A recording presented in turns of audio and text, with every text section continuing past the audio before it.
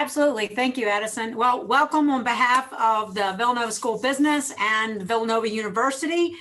Joyce Russell, the Dean of the Villanova School of Business, and we are so excited for this session with Scott O'Neill.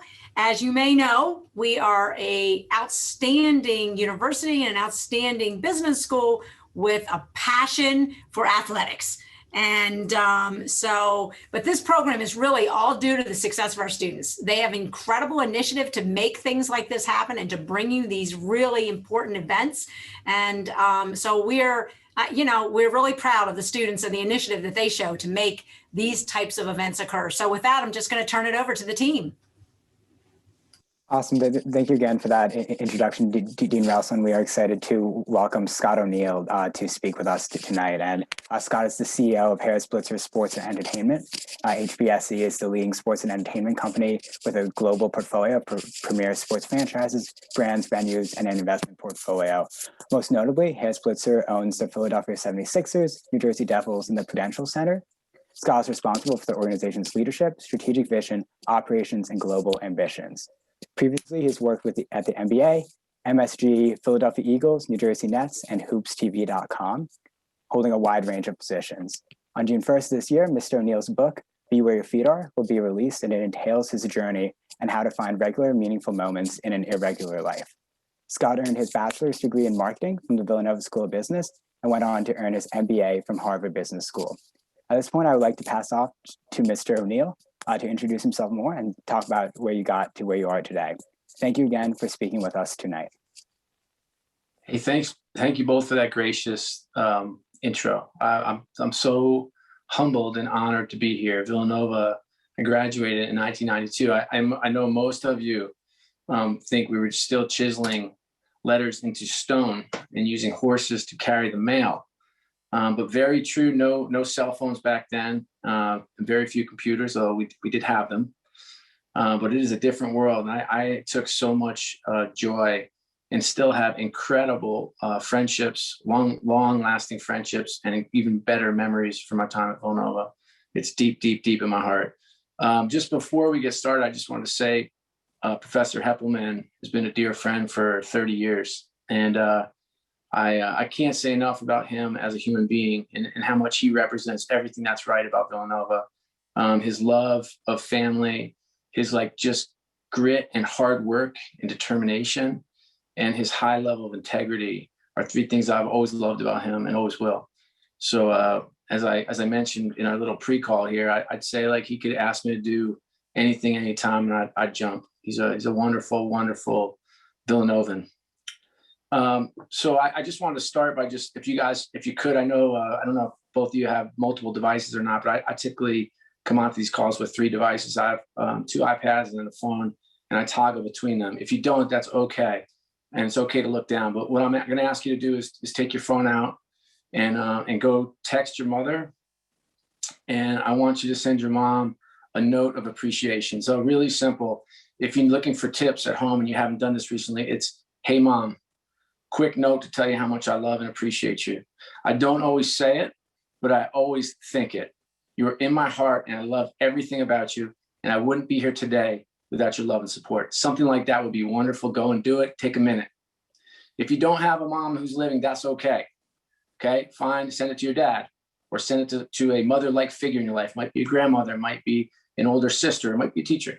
But send that note. Just take a minute.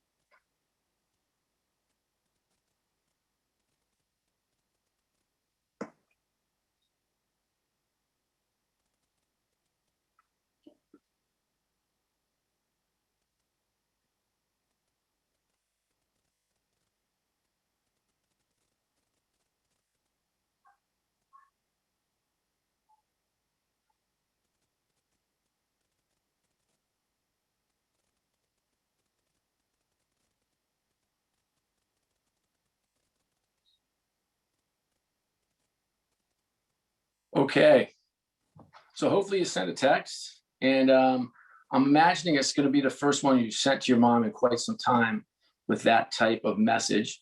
And I imagine the note that you're going to get back is going to make you smile. And I hope that is a reminder that this isn't your last note, but your first note. And I spent quite a bit of time during my quarantine. I do two things. If somebody pops into my head, I send them a note. I just say, hey, just thinking about you. Hope you're good. Hope you're having a good time. You need me for anything, let me know. Just wanted to know. I hope you have a wonderful day. Something simple. In my head, I'm out. The second thing is I use my photo streams. I've got about 50,000 photos. I'm sure you have some number of them as well. And I just use my photo stream. It pops up. I take it. I forward it to whoever's in it. Or if it's a landscape, a waterfall or something, it's someone that was on a trip with me or something that reminds me of them. I just send them a note and say, hey, this popped up in my photo stream today. I was thinking about you. And I will promise you that these little simple things you do, notes of gratitude and appreciation, or little memories or check-ins make a difference. And they make a difference now more than they ever have before. This time in our lives, we are isolated and we are alone. Some of us are struggling. We struggle at different times. Some people have their videos off. Some people's voicemails are full. Some people haven't responded to an email or a text in weeks or days. Check in on them. So we need you. We need you to help each other right now more than ever before. Okay, I'll get off my soapbox and give you a story. I was at Villanova. I graduated. I did fairly well in school. I was one who was very much interested in learning, which kind of strange when you're 18, 19, 20, 21, 22. I just loved it. I read everything I get my hands on. I sat in the front of the class. I was the kid in front of the class raising his hand. So that was me. And when I graduated, most of my friends had jobs. I'm sure some of you seniors that are on the call have jobs and you're raring to go. And that's amazing. Good for you. I had an interview for a job. And while that might seem strange to some of you, you should have talked to my parents back then. They were thrilled. So I did get a job as a bouncer at the Princeton in Avalon, New Jersey. The pay wasn't big. I think it was $5 an hour. The hours were fantastic. I had my days off and my late nights open. And I had a lot of fun. And I got to a point where my mom, who is a very strong, smart woman, was an executive at the time, and she did a lot of leadership development training. And she called and she gave me the speech like, hey, how's the beach? I said, it's great. What are you doing? Playing a lot of basketball, going to the beach, working at the bar. She's like, okie doke. When are you going to be ready? I'm like, ready for what? She said, well, son, I got good news for you. My friend runs ADP in Fort Washington. It's payroll services. I was like, oh, what? What services? Payroll services. I got you an interview. It's Thursday, 10 o'clock on Thursday. Go ahead. I was like, all right. So I had an old car. So I was driving home on the Atlantic City Expressway back to Villanova because it was an early meeting. I guess early for me at the time was 10. Now early for me is 6, but either way, it was a different era. My car breaks down the Atlantic City Expressway. I hitchhiked back to my friend, Eric Hines' house. He was a 5th-year senior. Playing another year of soccer. Stayed at his house. I wake up in the morning. I'm like, I forgot my clothes. That was mistake number 1. So I had no car, no clothes.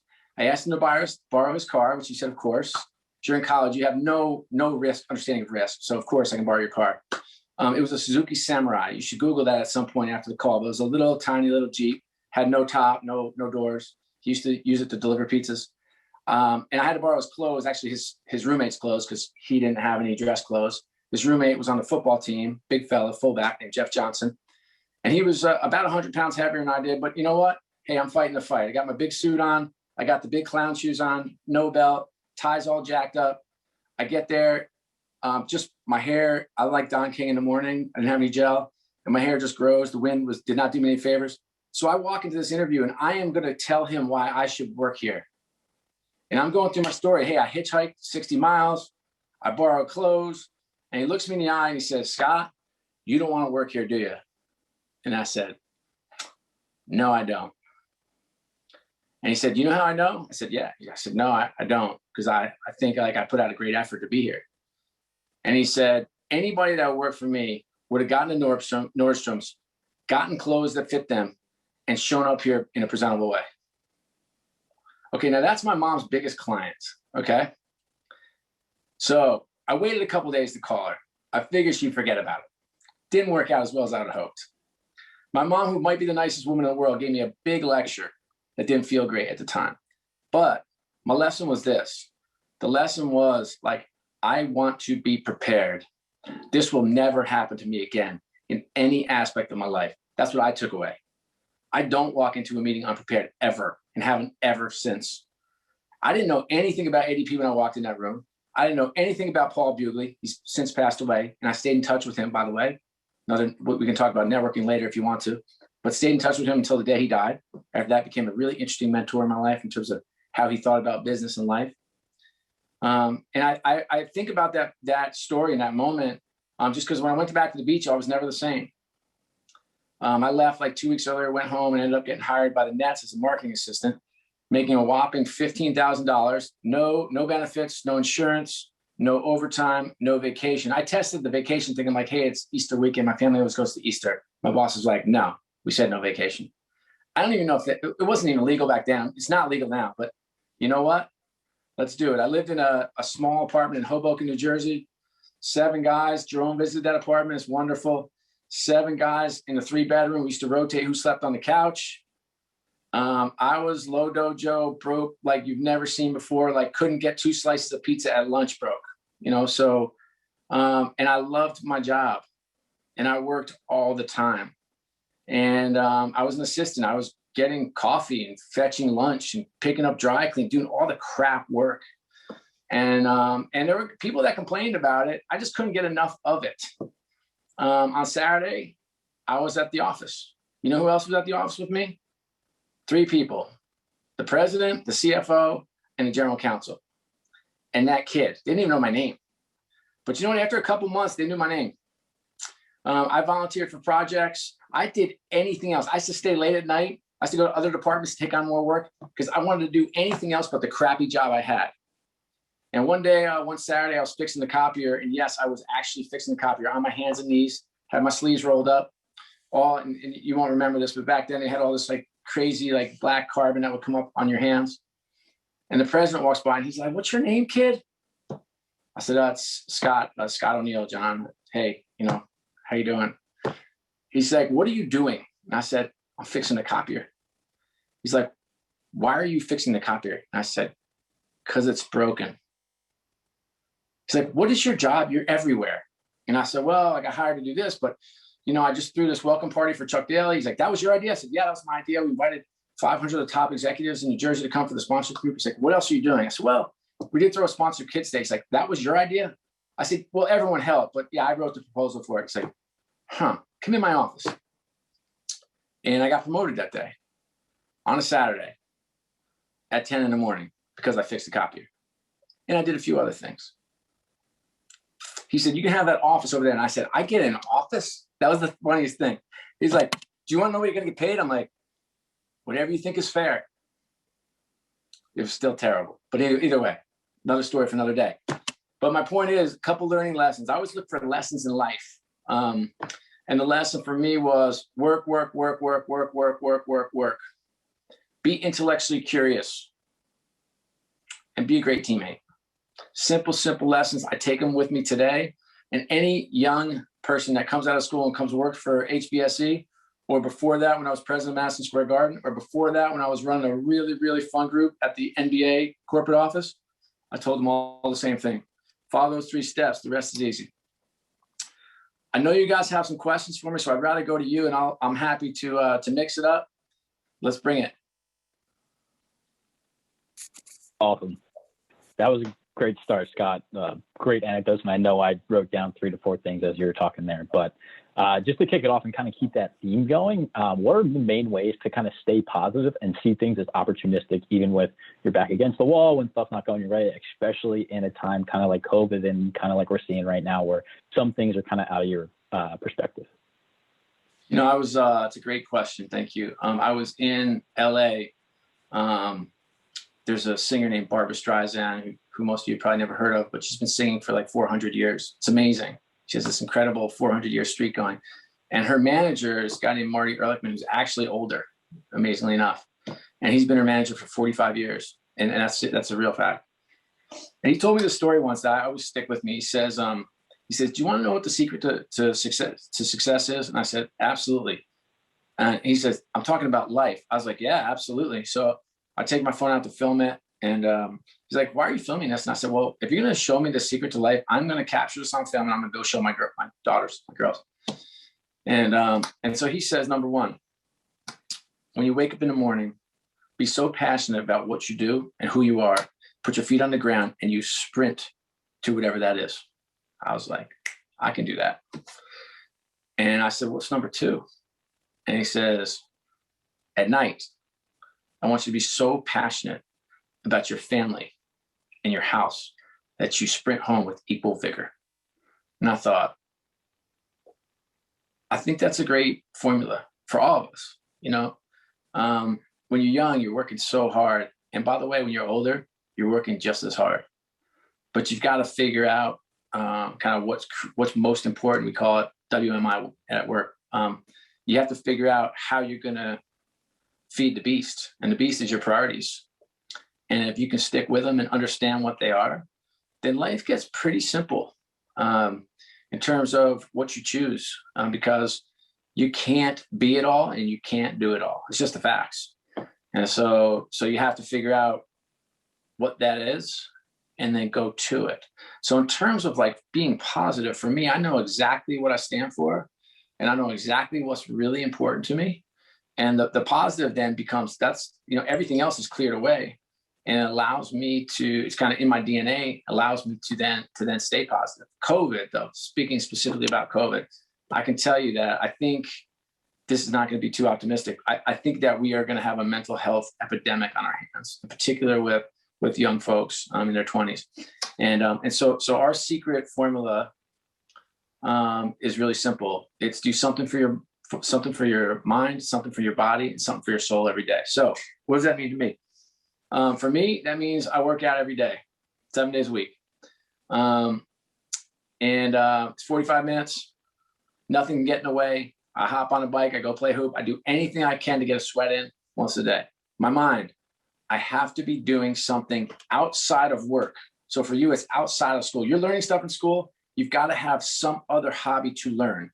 You have to be intellectually curious. Your mind has to be growing and thinking. My two things right now, I wrote a book, as you know. I'm trying to figure out the publishing industry. I think it's fascinating, and trying to sell books, also really interesting.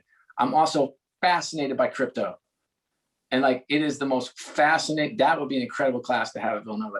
It is an incredibly inspiring what's happening with blockchain and how it's going to transform insurance and banking and industries that we think are going to be here forever in their same form. The world is a changing, as they say. And so me, intellectually, I'm doing something every day to get my mind going. And then soul for me, and I can't talk about this very much at work in terms of prayer and scripture study. That's something that's very important to me.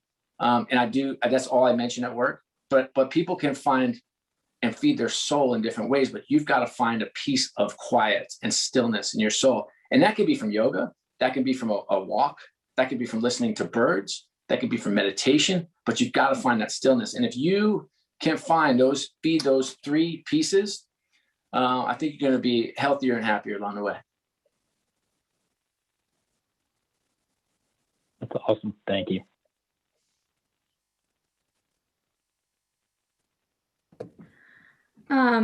So I have the next question. What are your maybe one or two biggest career mistakes and how did you recover from them? Yeah. Mistakes. I mean, I make mistakes. I make them quite often.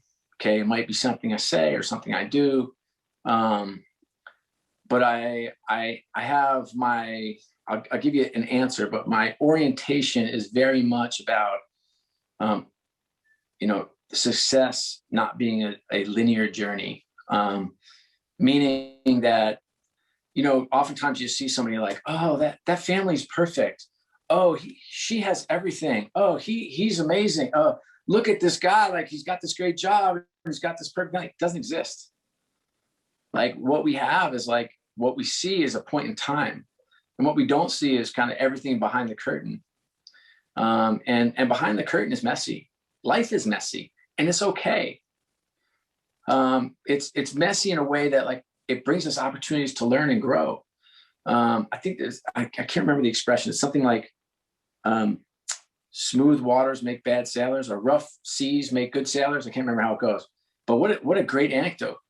I think the best executives I read when I was your age once, I read that all the best executives, best CEOs have been fired, or they've run a company into the ground. And I was just like, that is never going to be me. Me get fired?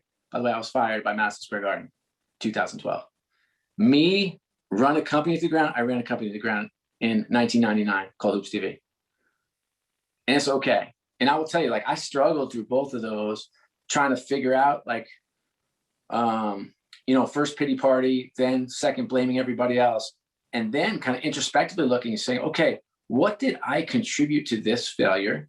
And how am I going to move forward? What am I going to learn? How can I be better, more effective? And at Hoops TV, it was unbelievable. I learned, like, it was the first time I'd run a company, and I thought that running a company was like the movies or a sitcom. And I focused on everything else but the core business, everything else except what was really important in making the business work. And a good friend of mine, Seth Berger, who founded and won the sneaker company, now runs our innovation lab at the Sixers, and coaches the best high school basketball team in the country at Westtown. But nonetheless, dear friend, he's always like, what are the three things that matter? Spend 80% of your time there. I didn't. I spent about 20% of my time there. And I have this great executive coach named Brendan Bouchard. It's like this incredible savant. He says that high performers spend 60% of the time on the three projects that matter most in their jobs. I was like, wow, that's a good formula. And he said, how much do you spend? And I'm like, 5%. He's like, we need to get that up. So I've been doing better. But I learned that then. I would have never learned that lesson. And what a great lesson to learn when you're 29 years old.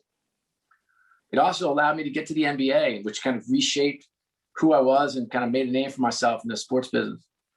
Getting fired from Madison Square Garden was very public and difficult. The only difference was when I ran the company in the ground at Hoops TV, I didn't have a penny. As I used to say then, I was out of work, out of luck, and out of money. So that's a bad combo. When I got fired at Madison Square Garden, when you get a little more senior, you get these, what they call severance packages. And, it was financially, I was fine. Emotionally, I was completely broken. And that was fascinating, but I spent about 3 months trying to figure out what I could have done differently to be more effective, and what I wanted to be, and who I wanted to spend time with, and where I was going to make my impact on the world, and appreciating the incredible things I did, and also the things I did that contributed to my ultimate demise there. And I will tell you, like, both experiences completely transformed the executive I became after those two experiences. And unfortunately, I could tell you about 50 more, but I know you only asked 2. Thank you. I'll go ahead and ask a question next. You talked a little bit earlier about adaptability in your career, from your first position and how you kind of shifted into that more senior role. But in terms of the technological landscape of business and kind of how things have shifted over the last 20 years, how do you find that adapting has been for you and for your team? And also, I think it's hard for all of us as college students with all this technology at our hands to realize that we're going to experience that change as well. So what are your advice and what are your points for making sure you're on top of it and how you can make those shifts as things come? Yeah, that's a really fascinating question. When I was at the National Basketball Association, the league office, the NBA league office in New York, I worked for the commissioner there, David Stern, who was a notoriously difficult boss, like a scream and yell, curse, intimidation, all that kind of stuff. In fact, that he said if he had written a book, it would either be named Motivation by Fear and Intimidation or Micromanagement is Underrated. So just to give you a sense, like, those were his 2 core philosophies, which are not mine by any means, but working for him was a pretty intense experience every day. I still remember his extension when it would fly up on the screen. It was 8,300, and I would get like a cold sweat because I knew it was going to be not very pretty. Anyway, I traveled with him quite a bit, and we traveled on a private plane, and because we go game, city hop, and we'd get on a flight, and he was so nasty that everybody would run to the back of the plane because they didn't want to, have the bright light put in their face. I had a really different perspective. Like, I sat right across from him every time. And my philosophy was, he was nasty and mean and difficult, but God rest his soul, he passed away, unfortunately, a couple of years ago. But I will tell you, like, I always thought, like, hey, I'm a young guy, I'm 30 years old. Like, can you imagine at 30 years old sitting across from the person who effectively is considered the greatest of all time in your business and running for the back of the plane? I'm like, man, I got a chance to learn. And one of the things I learned, and he would put me under the hot light all the time. And I got like so accustomed to it that I'd get ready for these trips. Like, I'd spend 6-8 hours preparing for the trip so I could engage him. But nonetheless, what struck me most about traveling with him was he would get on. He was an old school guy. He was born in 42. So just to give you a sense of, I was born in 70. So, older guy. He would get on a plane and he'd have 6-8 inches of articles, magazine, newspaper, ripped up and stacked up. And he would read them all. And what was interesting to me about him was it wasn't about sports and wasn't necessarily about business, although he knew sports and read and he knew business and read. But he studied the life sciences. He studied the geopolitical landscape. And I was just like, one day I said to him, I was like, David, like help me understand what your process is in building your list to read 8 inches of papers. And he cursed a little bit, and then he settled down. And then he said something like, when Magic Johnson contracted the AIDS virus, HIV, he said, I knew what HIV was. I'd already talked to 3 of the leading health experts in the world. And I understood how we could leverage that platform to change the dialogue in the world about HIV. I was like, well, that's a pretty interesting point. And he said, you know what? We've had an office in China since 1982. Do you know why? And I said, because there are 1 billion people there. He's like, yes, because there are 1 billion people there. And so he'd set up the first office. When the NFL tried to put a game on, I think it was about 10 years ago, it got pulled, I think 4 weeks before the game. The NBA's been doing games there for years. They have media deals there 4 years. There are 300 million Chinese playing basketball, 300 million in that country. And I would just say, like, to me, for him, he understood the connectedness of the world, and he understood being intellectually curious. And he understood that, like, the world was changing and that he was older and he had to learn. He had to be a lifelong learner. For him, on your technological point, he said, this is kind of funny, but he said, do you even know what Wi-Fi is? It's Wi-Fi, by the way. But at the time, he didn't either. So I said, no, I have no idea what Wi-Fi is.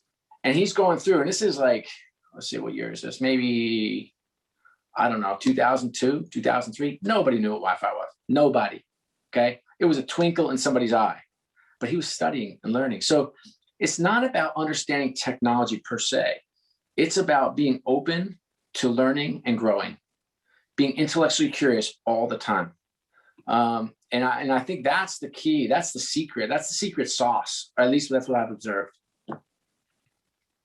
Thank you. Awesome. Thank you, Scott, for that story then. Just like with that in mind, right, being able to meet David Stern and some of these other folks that already have the culture in mind. How are you able to buy into a culture that was already in place? And then once you transition to more of a leadership role, how are you able to make that culture within the companies you helped run? Yeah, great question. And if you're going to investment banking, you're going to have your own hands full. And I did too early in my career. The sports business is very similar to investment banking, where we didn't have the best reputation for our culture for a reason. They were bad cultures. And so when I was emerging as a leader, so a young leader, I believed in what I call the culture within a culture. So I attempted, sometimes successful, sometimes not, was to put just kind of, essentially block and tackle around my group and make the experience for the people that I worked with the best I could ever make it. So I did, our family business, if you will, my mom and dad were leadership development trainers. So I've been seeing things like quality and team building since I could walk. So for me, that was very intuitive for me. I was very, at least considered someone who you wanted to work for. And so that was my strategy when I was working in a very difficult environment, is to create a culture within a culture. Before I ran a team, it was to duck for cover. It was messy. It was really messy early on. And now, I've run companies now, I tell you, I spend about a third of my time on culture. And we define culture as what you celebrate and what you tolerate. It's that simple. And you need to think about that when you're a leader. And everything, I have this expression, everything speaks. Everything speaks. So it's just like if you go on an interview, it's like my interview when I went with ADP, like, what was this saying? What was this speaking? This was speaking like, this guy is not prepared. He's disorganized. He doesn't care. It was speaking to him loudly, right?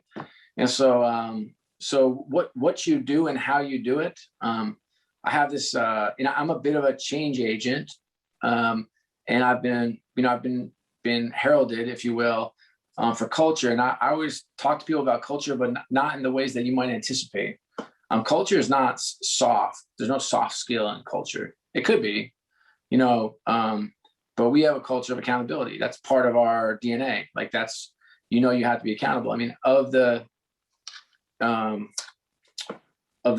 employees that are at the Sixers now and at the Devils and Prudential Center now, when I came in, there were only 12 of them left from when I started. We've got 500 employees. And so you can say, well, that's a nice soft culture you have. It's wonderful. Do you guys all hold hands and sing Kumbaya and say everything's great? I'm like, sometimes. But everybody understands what we're trying to accomplish. They understand the mission of the organization. They understand what we stand for and what the values are, and they're held accountable to those. And to me, that's the foundation of a great culture. And then there's some other soft skill things you can kind of layer in to make sure that it's a wonderful place to work. And, there's some simple things I will tell you, because not everybody can stand in front of a group and motivate and wave their hands and say everything's amazing. That's not leadership. It could be if that's you.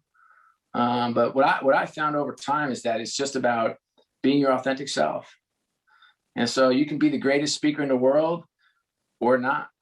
You can be the greatest motivator in the world or not. It doesn't make you a good manager or leader. What makes you a good manager or leader is the person looks up at you and says, this woman cares about me. This guy cares about me. Cares about me, myself. He cares about my career, and he cares about me as a human being. You want to create a great culture wherever you go? Care about people. Put the team over yourself. It's going to be harder. You know why? Because there are going to be people you work with when you get in the work world, and they're going to be zooming up the ladder. And you're like, who is that woman? She's stepping all over people. You know where she's going to get to? She's going to get to right here. And then you're going to lap her 3 times. You know why? Because you have to be a good person. The world is too connected. When I went to the Nets, okay, it was a dog eat dog, like sales culture world. And I look around now, and 2 of my friends from there, one guy's running CAA, which is a big talent agency in LA, and the other one's running Rock Nation. Well, those are 2 pretty big firms. And what a wonderful thing for me now to have relationships. So as you look around this Zoom, or you look around your classroom, or you go to graduate, or you go to your, finance society or marketing society or whatever they call those groups, and you're looking around and you're like, you're either going to say that's a competitor, or you're going to say that's a friend. And I just vote for friend every single time. The world is small and it's getting smaller, and you're going to need each other. And can you imagine if, pick a number, 50 of you end up in New York on Wall Street, or 50 of you end up at big brands around the world? Can you imagine the power of that when you get up in the world? I got to tell you, it's going to change your life. You know why? Because you pick up the phone. Hey, Jerome, what's going on? Hey, you know what? I need a debt financing. I have no idea even what that means, but I've got a liquidity crunch. And my CFO, he's like, oh yeah. Call Jim Smith. I'll tee you up. Call Jim. We'll take care of it. So what takes other people 3 months takes me 3 minutes. I don't mean me personally. I mean me illustratively in a story. I fight the fight. But I will tell you, like, every step of the way, I'm connected to people I work with everywhere. I was fortunate enough, went to Harvard Business School and got my MBA. You want to talk about like an insane group of people. And you know what they pounded in our heads every day in every class? They used to come in and be like, hey, look around. You see these people? They ever call you for anything, you help them. You pick up the phone and you help them. And I was like, wow, what a powerful yet strange message to hear on day one. I didn't hear it on day one. I heard it on day 2, day 3, day 4, day 5. By like day 180, I'm like, guy would come in. I'm like, I got it. We're going to help each other, right? When I call. But what a message. How incredible is that, right? I need help. I'm raising it. Like we raised a venture fund. I didn't know much about the venture business or raising money. I called 3 friends. They all have venture funds. They're like, call these 9 people and this will help you out. Well, that's a pretty good start. So I just promise you, this Villanova community is real and it is powerful and it's authentic. But like, don't only help each other, help the community. Just a thought. Awesome. That was great. So just a little interlude here. So as we have some participants, as this event is co-sponsored by Villanova Finance Group and Villanova Marketing Group, we do want to open it up for our participants. If you have any questions, there's a little Q&A tab button at the bottom there. If you have any questions, just type them in there and we can get to them as we do. But the next question from us on the panel is, you talked a lot about intellectual curiosity and starting HBSE ventures. Can you talk a little bit how to welcome innovation and not be feared by it? Because we're in a technological age and we hear some tech things and everything around us, just hearing around it, it's a little daunting. And how do you kind of welcome that and really engage it and incorporate it and have it as like a tool on your belt to create that? I know you have the Sixers Innovation Lab and also, like we said, the ventures. Can you just tell us a little bit about that and kind of embracing it? Yeah. Well, I mean, first off, it's what attracted me to come to this company. And when I got here, it was a little mom and pop shop. It was a basketball team as a tenant in the building, and we had new managing partners. They're new in the business, very wealthy guys, but didn't really know the sports business that well. They know it very well now. And I asked them if they had an appetite for growth. And they said, we're deal junkies. We love deals. And I said, okay, how quickly? And they said, you bring us a deal, we'll do it. If you bring us a good deal, we'll do it. And it was really interesting. So first I had the foundational piece, which was good. I came in at a moment where, they just done the worst trade, arguably in NBA history, with the Andrew Bynum deal. And we were among the bottom in every metric in the NBA. And that's in Philadelphia and like this incredibly fourth largest DMA. And yet we were kind of operating like a small market team. So I had a platform for growth and change. And then I had, my managing partners, our board, very interested in change. And so I had some of the foundational and fundamental pieces. And then I went out and recruited executives who wanted to, one, create the greatest company in the world to work for. And they wanted to make the world better. And those are the 2 things I was looking for. And when you have those things spinning and going, good things happen. I didn't know too much about, we have a real estate company now. We have a venture company. We have an innovation lab. Esports, I didn't know anything about at the time. And so then we ended up buying the Devils, obviously, in the Prudential Center, opened a Grammy Museum. So we've done a lot of different things. And all of those things we didn't know much about when we got in them. But it was that type of, I don't know, I think it's the executive team. I think it's the way we go about our business. I'm not, as I've said repeatedly to former and current bosses, like, I am not a status quo manager. If you want one, you should call somebody else. But if you want to drive change, if you want to drive performance, if you want innovation, if you're willing to go out and fail, because that's what innovation is. It's like, go read about Thomas Edison. Like, he's the best study in innovation. Just read anything. Just go to his Wikipedia, Thomas Edison, read it. It's fascinating. You're talking 10,000 failures for a light bulb, 10,000, and so you get out first, you get out fast. I promise you one thing, you are going to trip, fall, and skin your knee. And that's either going to exhilarate you or terrify you. If it exhilarates you, come aboard. If it terrifies you, this is the wrong place. And you have to understand who you are and what your DNA looks like and feels like and what you want to be. And not everybody wants that, and that's okay. But I can tell you, like, I don't, how many companies, like, how many great companies in the past had just withered and died? I don't know. How about BlackBerry? Do you guys even know what the BlackBerry is? They had incredible market share. Now they have 0. It's like, why? Like, you literally have, you have a marketing device in the hands of every executive that matters in the world. And then you went to zero? Why? Because we're too confident? Because we get fat and happy? Because we believe our own BS? Because we get too comfortable? I don't know. I'm never getting comfortable. I don't like it. I'm uncomfortable being comfortable. And that's how you should think about it, if that is in your DNA, you know? Or you go to law school and then everything's in order. And I don't say that dismissingly, because, you know, it's important, but like, there are some jobs where you have to think differently and be different. And there's some you don't. And so if you have that DNA, like, fly to it. And if you don't, stay away, because it's treacherous. But I like it. I don't mind failing. I don't mind my people failing. The only thing I mind my people is, like, I don't like them to stand still. I don't like them to not know what's happening in other places. Like, when we have fans coming back, and my team, if they were on the phone, they would tell you, like, I want to know, like, what's happening in the 5 markets we respect the most. Like, wouldn't you want to know? It's funny. My daughter, who's interning, I told you, with the Jazz before. Anyway, my daughter's interning with the Utah Jazz. She's like, Dad, you know, I don't really, like, in these meetings, I'm not really quick on my feet.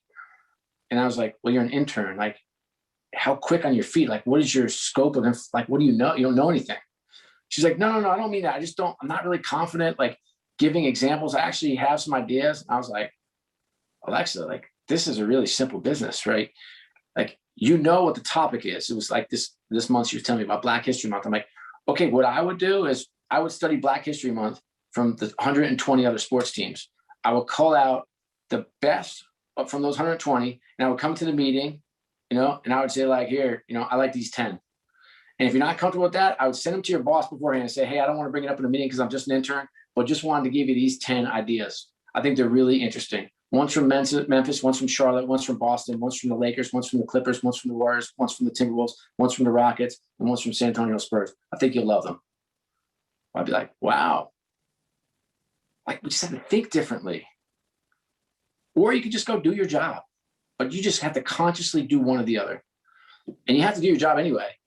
But why not be special? Why not be different? Like, why not you? It's like, you look around and, like, I think anybody will tell you this if they're worth their salt. You look around, like, you don't, like, we're not, maybe y'all are. I was not blessed with anything other than, like, hard work and being interested rather than interesting. And that's what you have. You have this opportunity.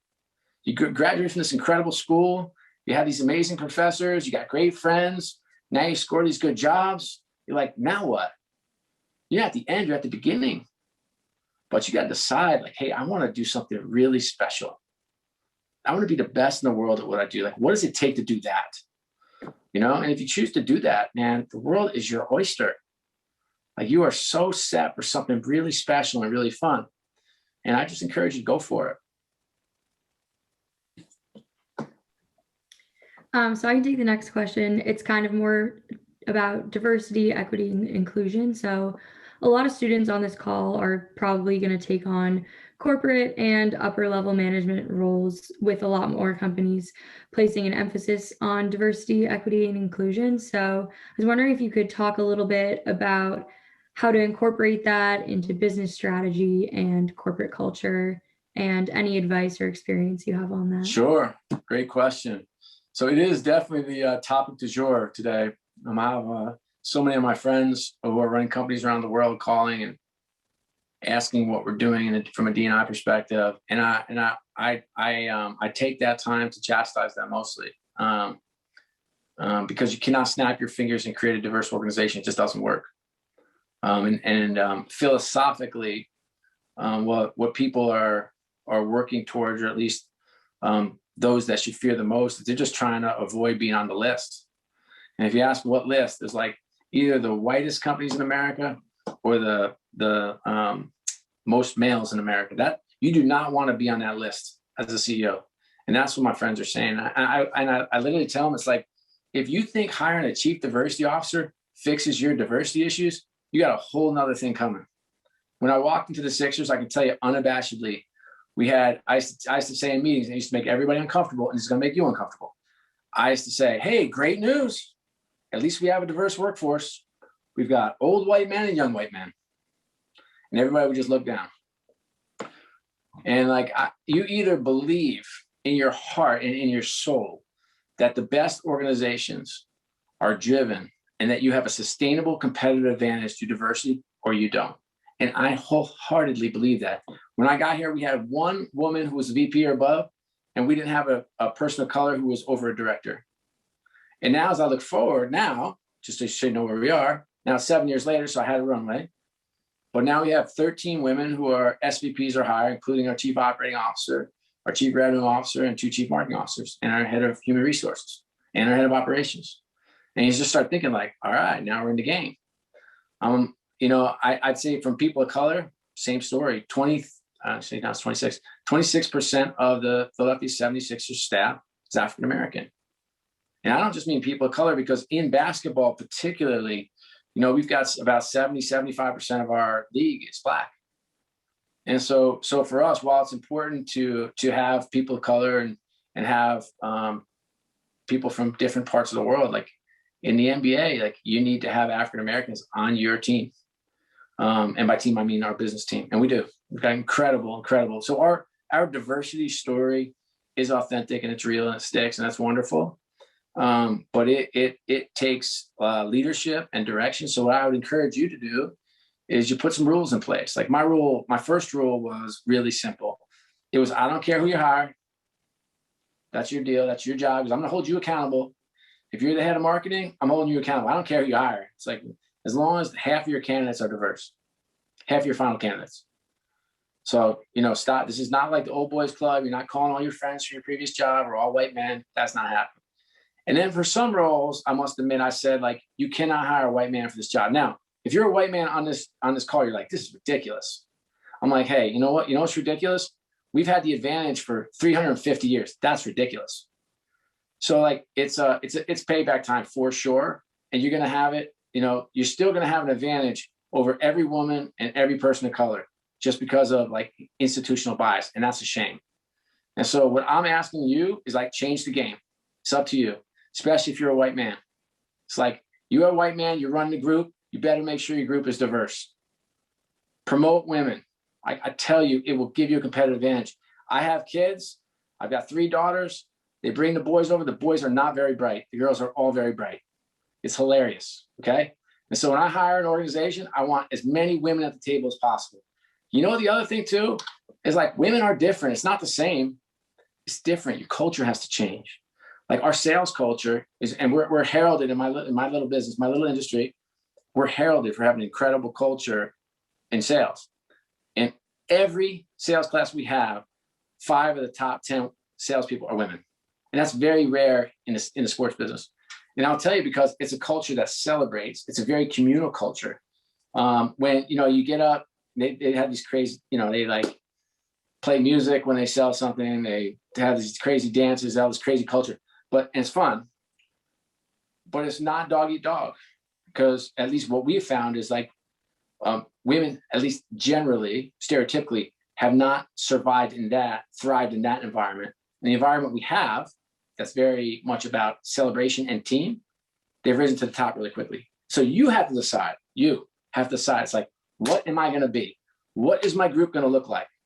Are they all going to be white? Well, guess what? Bad news. And so you're going to have to go out and recruit for diversity. And, you know, you're going to have to work a little harder. You know why? Because it's only 10% of the population if you're looking at African Americans. So yes, you're going to have to work harder. Yes, you're going to have to recruit more. Yes, you're going to have to go to historically Black colleges. Yes, you're going to have to go to Black student unions and recruit. Yes. You're going to have to do all that stuff and do it. And make sure that when you're looking around the boardroom, it's not all white men staring back at you. And if you're a woman and you make it to that boardroom, take women with you.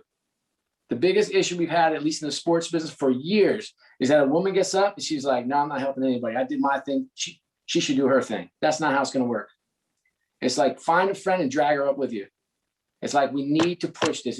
It's a critical component. And you know what? You're lucky. You guys are much more, you grew up in a diverse environment. It's much more acceptable. It's much more accepting. It's better. My grandparents were worse than my parents, who were worse than me. And my kids will be better, and their kids will be better. Just put it on fast forward. Like it will help you. You will stand out. You will thrive in your environment. You'll get diversity of thought. You'll get diversity of opinion, and you will grow as a leader. But I promise you, it will not happen by accident. It won't. It's like you are going to decide that this is critically important. You're going to do it. And I can't tell you how rewarding it's been in the last 3 places I've worked. Thank you. That was awesome. Yeah, that was great. I think as a woman in business, it's great to hear you talk about that from your own perspective. To shift gears just a little bit, I think as a marketing major and a lot of other marketing students on this call would like to know kind of what skills you've gained from the beginning of your career, whether it was from Villanova or from Harvard Business School, like you talked about, or just from work experience in general, and some skills that you think are both tangible and intangible that are kind of key for those marketing top level positions. Villanova, I had this, I guess some might argue I still have it, but I had a chip on my shoulder when I got to Villanova.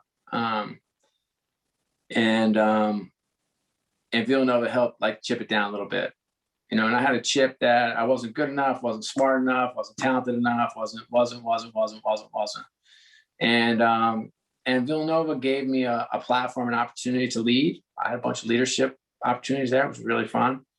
And it had an opportunity to smooth me out a little bit. I came from a bit of a rough town, so smoothed out how I taught, how I spoke. It definitely helped me get up in front of people. I wasn't comfortable speaking in front of groups. And so that kind of forced that issue for sure in some of my classes. So I think, and then I'm not even sure I'd add this, but I'm going to. It's just what I loved about my experience is that we were always looking to do good and be good. And whether that's like, Special Olympic stuff, I don't know if that's still big at Villanova, but was at the time. We ran like a basketball tournament for the homeless, Hoops for the Homeless, which was really, really neat. So I think from a charitable end, like that helped kind of plant that seed for me, which has grown quite a bit since I've gotten older. The actual schoolwork, I would say that foundational work was good. The most important thing, though, more than anything, is just that I fell in love with learning. And I don't think I had that before I walked in. HBS was different. Like I wasn't the hardest working. I was a hardworking student at Villanova. When I got to Harvard, I was not the hardest working student. I was the hardest working basketball player in the gym for sure. And I was. If there were a social committee there, I would have chaired it. So and I was married at the time, and being married in grad school is different. But really, really neat experience. I'm still married, by the way. 25 years happily to Lisa, who's amazing. So what did I learn at business school? I think I talked a little bit about the network. That's helped. I think the one thing at Harvard that was interesting was I just dreamed bigger. I came from a little parochial town called Newburgh, New York, which you never heard of. And I went to high school in Poughkeepsie, New York, and nobody really leaves Poughkeepsie, New York. Certainly nobody, almost everybody goes to Dutchess County Community College or Marist College out of there. And my brothers and sister and I all kind of got out, which was good. And I didn't, I'll tell you, my first day at Harvard, I sit down for lunch and I'm nervous because I'm like, what am I doing here? And they make all these jokes in the email. Hey, you're going to think it was an accident. There's no accident that you're here. I was like, no, it's an accident. Like they messed up. I should not be in this. Like, this is crazy. And I sit down and I missed orientation to go skiing, which was so dumb. Okay. So we talk about mistakes you make in life, but if you have orientation, just go to orientation and meet people. I didn't get in a study group. So, I was feeling kind of awkward. Anyway, so we go to lunch my first day. I sit down next to two people. And the one thing I always had a gift was I could carry on a conversation with anybody. I mean, a doorknob, I could carry on a conversation. I'm interested. I ask questions. I sit down. I look to my left. There's this nice woman. I say, how you doing? My name is Scott. And I'd come from the Philadelphia Eagles, the football team. She said, what do you do? And I used to tell everybody that was a popcorn vendor at Veterans Stadium, which wasn't my job, but that's what I used to tell people. And I straight faced it all the time. And I never broke from character. So I was like, yeah, I used to carry, when you go to games and there's guys carrying the popcorn and Yeah, that's what I did at the football games. And I said, what did you do? And she said, well, I was helping the Russian government restructure their economy. And I was just like, so I look over to the right and I was just like, I hope this guy is normal. So I'm talking to this guy, and a third of the class was had English as a second language, so until I got the cadence of the accents, it was hard for me. So I hadn't had his cadence yet. So his name was Max. Clearly I got that. I couldn't make out his last name. And it ended up being Max Liechtenstein, whose father is the king of Liechtenstein, for real. And that was our conversation. And I literally thanked them for the time in 3 minutes, got up, went to the bathroom, and almost threw up. And so, but what I learned was, in this classroom of all these smart people and everyone's, got their own thing, is everybody's good at something. Like, you're great at something. Like, the kids that went to McKinsey or worked at Goldman Sachs, maybe they could kind of go across different businesses, but the rest of us, like, we knew a couple businesses and we could hold our own in a couple cases, but at the end of the day, we had to rely on each other to learn. But I kind of learned, like, I'm okay. I'm certainly not the smartest here, but I'm not in the bottom of the class either. But they all had big dreams. This was like just at the Silicon Valley was just about to take off with the internet boom. So, my friends wanted to build billion-dollar companies. I couldn't even conceive of that at the time. And, they're like, don't run a team, own a team. You should build a conglomerate. Like, I was like, yeah, I should. I shouldn't just be satisfied with a team, So, like, they just think bigger. Now I just challenge you, like, where is your ceiling and who is putting it on you? You're 22 years old. There is no ceiling. That's the answer. And you got to decide, like, I'm telling you, I've met tens of thousands of executives all over the world. I can promise you, you're just as smart. You're just as wonderful. You're just as driven. You might need an opportunity. You might need a break. You might be able to give each other a break. But there is nothing you can't do. Nothing. And so I just encourage you, just be that. If that's what you want, And some of you might not want that, and that's okay too. But if you want it, go get it. Thank you. Awesome. Thank you again for that response, Scott. And just speak conscious of time, just want to kind of conclude with one final all-encompassing question. And just curious, like, if you were in our shoes, 20 to 21-year-olds, like, what advice would you give to your past self that we can take away from this conversation? I know you've given numerous trinkets out. If you had to kind of combine it down into one, what would that be? Yeah. Okay, quick answer. I was at this YPO retreat. If you ever get a chance to be in YPO, get in YPO, look it up later.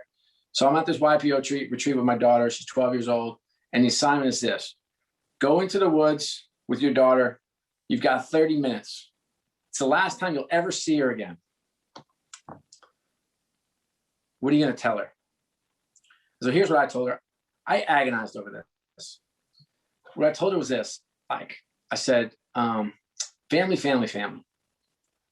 Family, family, family. That was my first thing I wanted to tell her. It's like, man, friends come and go, jobs come and go. It's like, I'll tell you, the one constant is family. Marry the right person. Find the right partner. There's nothing more important, no decision you'll ever make that's more important than who you marry. Marry, family, family, family. Okay, that's number one, 100%. Number two, I said, things are going to happen. You're going to crash your car. You're going to fail out of school. You fail out of class. You'll get fired from a job. You'll, have a miscarriage. All stuff I've had happen to me. So you have all these bad things happen. It's like, and I told her, like, it's going to be okay. She's like, what? I'm like, everything. Everything's going to be okay. And I wish someone told me that. Like, life is like this. It's like, and at the time when things go badly, you're so focused on the center of the world that's going badly. It's going to be all right. And the third thing I told her, and I hope someone tells you this, was anything, anytime. And I want you to find people in your life that are anytime, anything, anytime people. That anything you need, anytime will call you. And when you find those people, hold on to them tight. And that can be your partner, that can be your friend, That could be your mom, your dad, your sister, your brother. But make sure when you find anything, anytime, people, you hold them tight and keep them close. So that's what I would have told my 21-year-old self.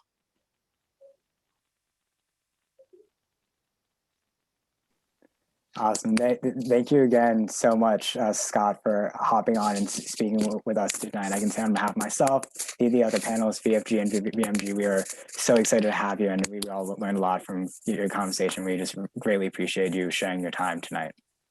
Hey, I love you all. Appreciate you. Be good, and make sure you take care of each other out there, all right?